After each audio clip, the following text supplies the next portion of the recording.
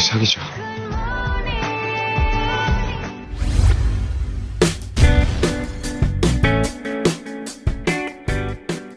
Sebelum lanjut ke pembahasan selanjutnya, silahkan kalian subscribe channel ini dan nyalakan loncengnya untuk mendapatkan notifikasi dari kami. Choi Era yang sudah bangun langsung mengecek keadaannya, dan kemudian Ko Dong-man bangun tanpa bajunya. Mereka menjadi salah tingkah dan menanyakan apa yang sudah terjadi semalam. Ternyata Choi Era hampir mencium Ko Dong-man yang sedang tidur dan Ko Dong-man mengetahui itu. Tapi Choi Era tidak mengakuinya. 진짜 기억 안 나냐? 난 네 콧바람을 아주 생생히 기억하는데. 닥쳐.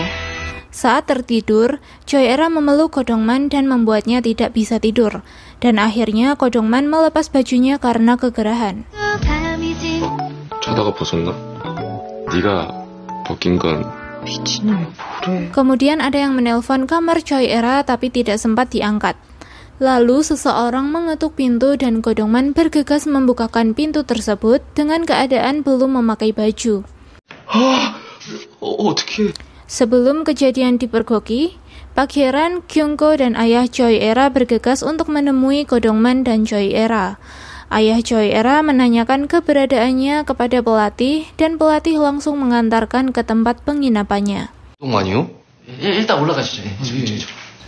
Saat mencari ke kamar Ko Dong-man, ia tidak ada di kamarnya dan langsung menanyai Do-ho. Pelatih dan ayah Choi Era langsung menyadari bahwa mereka tidur bersama. Ayahnya langsung mengetuk pintu kamar Choi Era.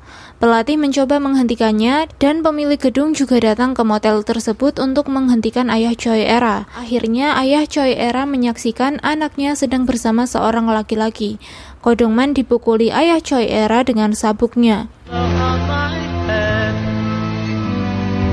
Pelatih dan pemilik gedung menguping dari luar dan mengkhawatirkan keadaan Ko Dong-man. 경찰 불러야겠어? Saat sedang dihukum, Ko Dong-man mengatai Choi Era dan membuat ayahnya semakin marah. 원주민처럼 존중하면서 아니 그게 말이 그렇다는 거지 그게 우리 애라가 뭐 어때서? Kyung-ko menawarkan untuk menayangkan acara tersebut di televisi dan Pak Hye-ran juga sudah tiba di sana. Kemudian pelatih dan pemilik gedung menjadi akrab dan makan bersama. Di sisi lain, Baek Sol-hee dan Kim Joo-man pergi ke rumah orang tua Baek Sol-hee. Saat sedang makan bersama, ibunya berusaha untuk memanas-manasi Kim Joo-man dengan mengatakan akan menjodohkannya dengan laki-laki yang sukses. 아직 시집 안 갔냐고. 그래서 안 갔다 그랬더니 규식이가 여적 너 클 때까지 바라고 있었대야. Ibunya memberinya emas dan mengatakan itu untuk biaya pernikahannya. Saat bersama ayah Baek Sol-hee, Kim Joo-man diberitahu betapa berharganya Baek Sol-hee di keluarganya. Tapi ia terus-menerus mendapat pesan dari Jang Ye-jin. 착하다고 까니보지 말고 못 받을 자라는 오게도 하지 말고. Kemudian Baek Sol-hee dan Kim Joo-man pergi ke acara reuni dan mendapatkan undangan pernikahan dari temannya. Setelah acara selesai, mereka ngobrol di perjalanan dan Kim Joo-man muak dengan Baek Sol-hee yang terus mengatakan tentang bahagia dengan hal-hal yang kecil. Ia ingin memiliki pencapaian yang besar agar bisa ditunjukkan kepada orang-orang. 행복이 왜 맨날 치사하게 소소해야 돼? 떨고 싶고 뭐라도 좀 자랑할 것도 있었으면 좋겠어. Saat acara akan dimulai, ayah Choi Era berusaha mencari sudut yang pas untuk mengabadikan momen Choi Era yang sedang menjadi MC. Di waktu yang bersamaan, manajer Kim Tak-soo membujuk Do-ho untuk bergabung dengannya dan menawarinya berbagai keuntungan yang berhasil membuatnya goyah. 센터지 센터. 가운데. 원래 아빠 인생이란 게 의리 같은 철딱선이 없는 감정 안 그래요? Ko Dong-man berusaha mendekati ayah Choi Era tapi tidak berhasil. Choi Era juga bertemu dengan Kyung-ko yang membuat moodnya rusak. 얘기하지 말라고요. 아저씨가 나 옷걸이를 막 팬 거 나도 얘기할 거예요. 아주 상종을 못할 양아지요. 에라 아니니? 네. 어디 가서도 내 얘기 절대 하지 마. Choi Era langsung menanyai Ko Dong-man kenapa Kyung-ko bisa mengetahui keberadaannya. Choi Era juga menanyakan tentang dirinya, apakah benar dirinya seperti monyet. 저 형이 뭔데? 뭐 소개팅 시켜준다고? 어? 했냐고.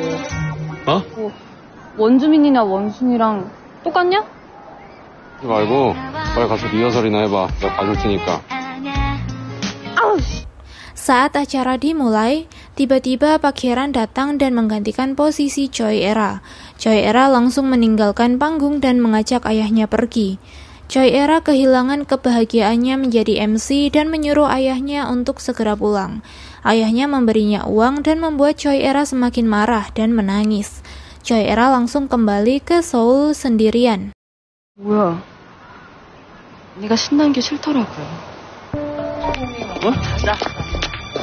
한 잔 다 냉장고에 넣어놓고. 아, 뭐 하는 거야? 돈을 왜 줘?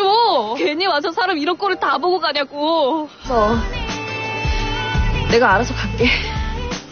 Saat menunggu bis, Kyungko melihat Choi Era dan menawarinya tumpangan. Choi Era masuk ke dalam mobil Kyungko dan menanyakan kenapa dirinya bisa sampai ke Daejeon. Choi Era mengetahui riwayat perjalanan mobilnya dan mengetahui bahwa Kyungko telah memantaunya. Ia langsung keluar dari mobil Kyungko. 그럼 타 내가 태워다 줄게. 내 페스타고지? 옥수동 매복로 1, 2이 아니라 인간 개조가 됐다고 해도 안 믿어. Saat berada di rumah, Kim Joo-man terus mendapat pesan dari Jang Ye-jin dan akhirnya ia keluar untuk menemui Jang Ye-jin, tapi tidak jujur kepada Baek Sol-hee. Kim Joo-man menolong Jang Ye-jin dan menjahit roknya yang sobek, dan Baek Sol-hee menyaksikan hal itu. 나 지금 여기서 잔다. 남자들끼리 한 잔 더 하지. 왜 그래요? Jang Ye-jin naik taksi dan dihentikan oleh Baek Sol-hee. Baek Sol-hee memberitahunya untuk tidak mengganggu Kim Joo-man lagi. Tapi Jang Ye-jin menjawab akan menggoyahkan hati Kim Joo-man. Hal itu membuat Baek Sol-hee menangis dan teringat dirinya yang dulu, sangat persis dengan Jang Ye-jin yang sekarang. 아니 흔들지 말아주세요. 밤에 찾아오지도 말고 계속 흔들래요. 만 받으면 된다고요. 아유, 여자가 여기 이거 열어놓고 다니는 게 남자가 Kim Joo-man juga sangat peduli terhadapnya seperti ia peduli kepada Jang Ye-jin. Di masa lalu, Kim Joo-man juga menghentikan Baek Sol-hee yang sedang didekati seorang laki-laki, dan hal itu membuat mereka akhirnya menjalin hubungan.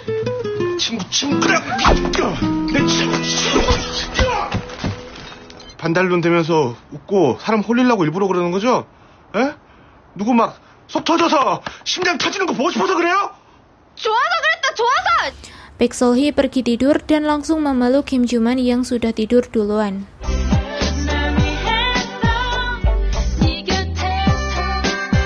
Pak Hyeran dan Go Dong-man bertemu dan mengajaknya untuk balikan. Pak Hyeran yang menyadari keberadaan Choi Era langsung mencium Go Dong-man tapi dihentikan oleh Go Dong-man. Sementara Choi Era mengingat kenangan masa lalunya saat Go Dong-man dan Pak Hyeran akan berciuman, tapi dirinya tidak mampu dan tidak mau melihatnya. 불안했다고. 그래서 몇 번이나 본 장면이다.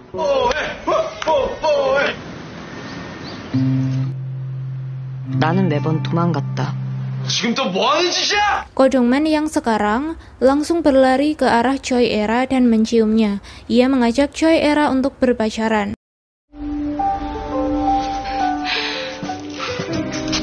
다시는 안 묻자. 우리 사귀자. Saksikan kelanjutan kisahnya hanya di Kafren.